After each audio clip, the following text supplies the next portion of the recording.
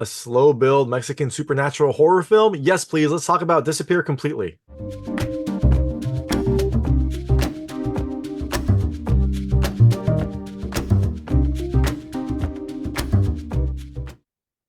Hey everyone, it's David Stark from Watch Our Past, and I'm here to talk to you about Disappear Completely, which is coming to Netflix on April 12th, 2024.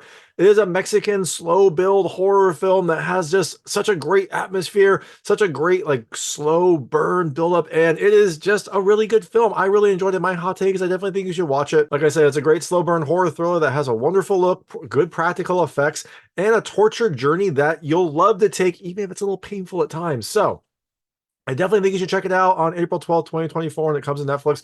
Watch it, especially if you're a horror fan. And I'm going to tell you a little about the film, a few things I liked, a few things I didn't like, and then really quickly go into the ending. So as you can imagine, there will be spoilers in the ending section. If you don't want to know what happened to this movie, and you might not, like there are some pretty big surprises, I would turn it off when I get to the ending discussion. Before that, though, I'll keep it vague. I'll keep it spoiler-free. I'll let you know when I get to the spoilers.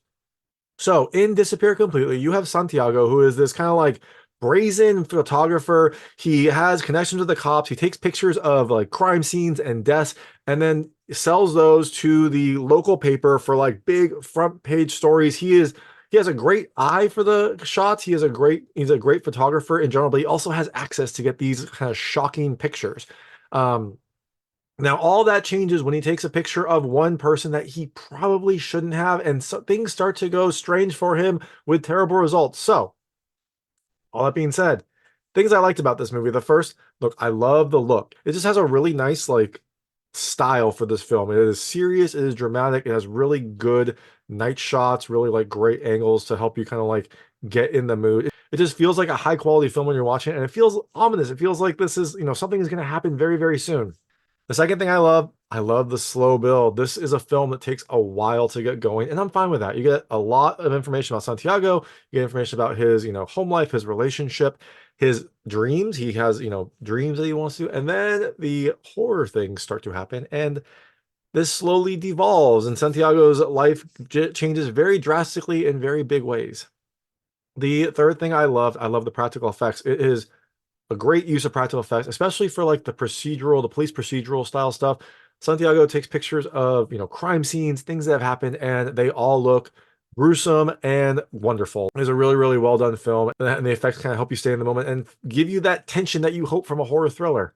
And the last thing I really, really loved, I loved the sound. It is really well done throughout, but then towards the end, some things start happening with the sound that are really striking and really kind of drive home a lot of this film. So, all that being said, there really wasn't anything I didn't like about this movie. I liked it a lot. I was very surprised. I was, pleasantly surprised with this film. So I definitely think you should check it out, especially if you're a horror fan. It's coming to Netflix on April 12th, 2024.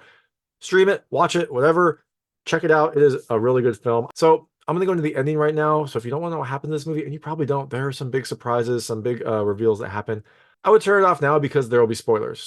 So in Disappear Completely, like I said, you have Santiago. He is this kind of like brazen photographer. He's taking pictures of all these different scenes. He takes a picture of like a bad car accident and this really kind of like striking shot of one of the victims. He has a really good eye for photography, and he wants more. He wants to like have his own show, his own gallery. But every time he submits his work, the galleries are like, "You are talented, but this is not what we are hoping for." Because they're all like crime scene pictures. They're all like grisly scenes. So he wants more, but he is doing what he can to kind of like try to make a name for himself, try to get big. He is kind of stuck in a rut in his life. Like he's doing what he's doing. He's getting good pictures, but he's not hitting that next step. He's not like being well known. His girlfriend and him have been together for 14 years. They haven't really changed much. And then his girlfriend tells him that she's pregnant. And Santiago instantly is like, we're not ready for a child. Like we haven't done what we want. He constantly wants to go to like that next step. He wants to be famous. He wants to be rich. He wants to at least be well known. He's worried that a child is going to disrupt his, his pursuit of his goals. So he has been trying not to have a child with her. They've been together for 14 years. She clearly wants it. And so this is a new issue for him to deal with. But before that, he gets a tip that a senator has died. And so he goes out to take pictures. It's an exclusive tip. His cop friends tell him about it. And so he gets in there and takes pictures of this dead senator, thinks he's gonna have a great story. As he's leaving, he gets mugged and his cameras are stolen. And you're like, okay, that's weird, but I guess it's probably normal. He doesn't seem to be too fazed by it because he goes out at night in dangerous places, and so he gets mugged. But he saved the flash card, the memory card in the camera. He put it in his pocket, so that didn't get stolen. He sends off the pictures, keeps going about his life, and then some weird things start to happen. He starts to lose some of his senses. The first one to go is his sense of smell. One night he gets a nosebleed. It's kind of strange. And then he goes to a crime scene where there was like a rotting corpse, and both of the police officers who have seen this stuff are just like, sick to their stomachs. They can't deal with this. They can't handle this. And Santiago's just like fine with it. And then he realizes that he can't smell anything, which is weird. Then the next day, he loses his sense of taste. And I love the way that the film does this. It doesn't like say it until a little bit later. It first kind of like shows you what is happening. So when he went to the crime scene, he didn't get sick. The other cops did get sick. And eventually he figures out he can't smell anything. When he loses his sense of taste, he's eating some food with his girlfriend, telling her about his day. And he like puts some hot sauce on like a taco or something and eats it. And then puts like a ton of hot sauce on it. And she's like, "Are you okay?" He's like, I can't taste it. So that is when he goes and gets checked out. He's at a hospital. His girlfriend is a nurse. He gets checked out at the hospital. They say everything is fine with him. They're not sure. They're not sure what's going on with him. But something is clearly wrong with him. He starts having nightmares. The next thing to go is his sense of feeling. He like breaks a bottle. It like cuts his foot, and he doesn't feel it at all. So his senses are going. First there was smell, then there was taste, and then there was feeling. After all this weird stuff is happening, he also realized that his dog is like acting very strangely. It's like barking, it seems agitated. It was trying to get something under his stove, and it bit him, which is not normal. His dog was wonderful. His dog was named Zombie. His dog was wonderful. And so he looks under the stove and finds this like dead, like taxidermied frog. And he's like, okay, this is really weird. Losing all my senses, witchcraft something or other is here. So he goes to a witch and she tells him to cut open the piece of paper. And on the piece of paper is written, Santiago Mendoza, your life will be in darkness. So the witch tells him that this is, horrible magic. This is, dark magic. And he has 2 days left because he has two senses left. He still has his vision and hearing. So she says that they need to do a ritual very quickly. He needs to get a list of stuff and he needs to make a sacrifice. So he's a little concerned, but he goes and sells a bunch of his camera stuff, gets the ingredients they need. They go off to some sort of village where they perform this ritual, and Santiago has to kill his dog Zombie in order to like complete the ritual. It has to be, I guess, a meaningful sacrifice, and so he has to kill his dog. It's a sad scene, but Santiago is worried that he's going to lose everything, so he makes that sacrifice. So the next morning after the ritual, the witch says that I'll say Bruja. That sounds better than witch. The Bruja says that she like stopped the curse, but what was lost will never come back. So he won't get his sense of smell, taste, or touch back, which sucks. But he still has vision and hearing. Those are very important senses. So he's gonna like continue and live with it. So he tries to go back to his life. He tries to like refocus on his girlfriend. They connect. They get romantic, and it is sad because Santiago feels like he is like in another world. Like it feels like he's not feeling anything because he probably isn't. And so it's this like awkward scene where it feels like Santiago is somewhere else, probably thinking about the curse or thinking about what he's lost, but he's still trying to connect with his girlfriend. Now, next morning, they wake up and Santiago is ringing in his ear, and he's like, something's going on. And his girlfriend goes and pulls out this like large mosquito fly that was in his ear. And she didn't kill it. I think she should have just smashed it. She let it go, which felt strange, but hey, maybe she doesn't want to kill the animal. And he tries to tell her about everything that he's, all the things that happened, the curse, the things he's lost, and she doesn't believe him. She thinks he just has to go to the doctor. And he's like, no, like this is serious. And he like cuts himself to show her. He's like, I don't feel a thing.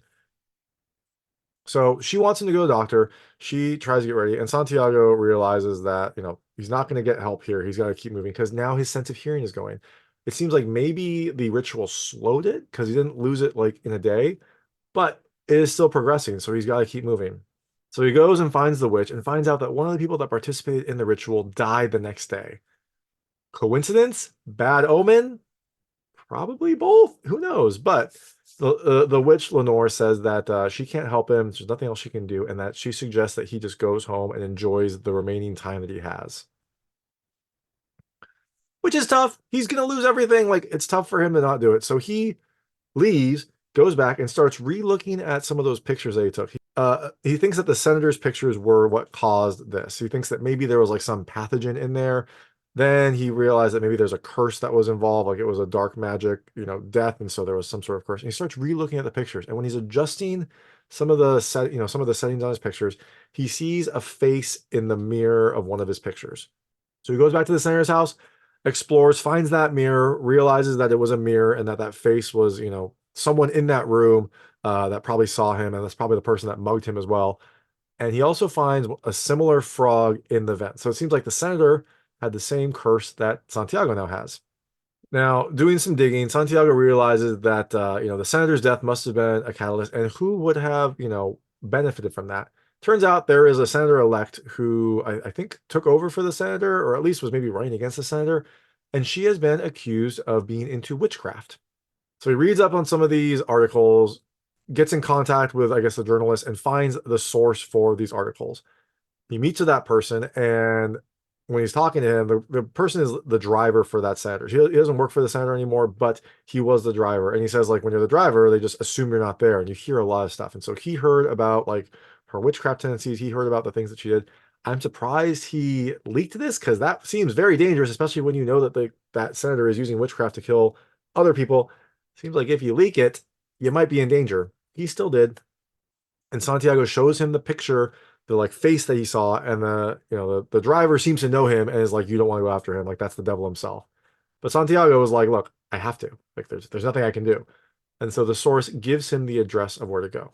Now he sneaks into this place. It is like off in the forest. It is scary looking. There's like weird satanic kind of statues and all sorts of like candles and witchcraft things. And when he gets inside, he sees a bunch of pictures of people, presumably all of them who have been killed by this Bruja's curses. And he sees himself. There's like a voodoo doll of himself. I think there's like a piece of his hair and his camera. So clearly he is the next object of this curse. But the Bruja's not there. I feel like he probably should have like taken the voodoo doll, I don't know, taken your picture off, maybe taken the stuff, tried to break the curse.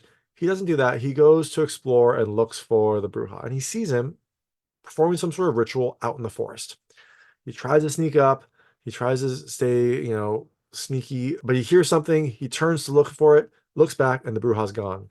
And all of a sudden, right next to him, he turns. The Bruja's right in front of him. He like blows some sort of powder on Santiago, and Santiago passes out. And again, all of this stuff that is happening, I should have mentioned this earlier. Like while this is happening, his hearing is getting more and more muffled. So it's this very like striking effect where all of a sudden like everything is like starting to be muffled, everything is starting to like be harder to hear, and you are experiencing this with him. I am really glad that sight was the last thing for him to go, because that would have been very difficult to follow, although it would have been a really interesting movie to just have audio the entire time. But the hearing part is really amazing because you really get to like go into what is happening to Santiago, and so it gets harder and harder to hear as this is progressing. Now he wakes up in the Bruja's lair, and he is like preparing a ritual. He basically asks the witch to like free him from, this curse, free him from this. And the Bruja says, your spawn. And Santiago's like, no, like absolutely not. And then the Bruja gives him a vial, and the Bruja says, give it to me before you disappear. And then he's gone. So now Santiago has a choice. He can, give up his child, his unborn child, or he can disappear completely, essentially just like lose all of his senses and die. So there's a choice to make. He has the vial, he goes home, and now like his hearing is completely gone. So the next thing to go is going to be his sight. He has one sense left. He probably has like a couple days because it seems like that ritual slowed it. But he goes home. He sees his girlfriend there. She's like taking a shower. So he goes and makes her tea. And he makes her tea and pours that vial of liquid into one of the teacups. He's like moving, puts the tea down. He's clearly having trouble moving. Like he's clearly like having issues. And so he sets it down, and it's completely quiet. There's like no sound whatsoever. And his girlfriend comes up and sees him and starts asking him questions. And you can't hear a thing, which I love. Like there were no subtitles. There was nothing there. You just can't hear anything. She's trying to interact with him. He like can barely do anything. And eventually, she sees the tea, picks a cup up, and like gets ready to drink it. And that's when Santiago hits it away. He hits the cup away, and then the screen goes black, and that's the end of the movie. I loved it. I really liked it. I thought I wasn't sure what he was going to do. Like I assumed he wouldn't give up his child, but he was at kind of a dire point. He was a fairly selfish person before, and so I could see him doing it, but he ended up hitting the cup away, showing that he is now going to disappear. He's going to like die, but his child will be alive. His girlfriend will still be alive. So that is the end of the movie. That is Disappear Completely. Like I said, I really loved it. I thought it was a really well done film. I liked the slow build. I liked the way that it kind of had you experience the things that Santiago was doing. I mean, touch, smell, and taste, those were harder to have you experience, but they did a nice job of like previewing what it was without telling you, so you kind of got it from the context clues. And then the sound, like losing the hearing, was just striking. So I definitely think you should check it out. Watch it somewhere quiet so you can really appreciate the way that it's using sound. And definitely watch it when it comes to Netflix on April 12th, 2024. And thanks so much for watching. And if you like this review, please like and subscribe to this channel. It helps me out a lot. Make sure all my new content goes straight to you. Thank you.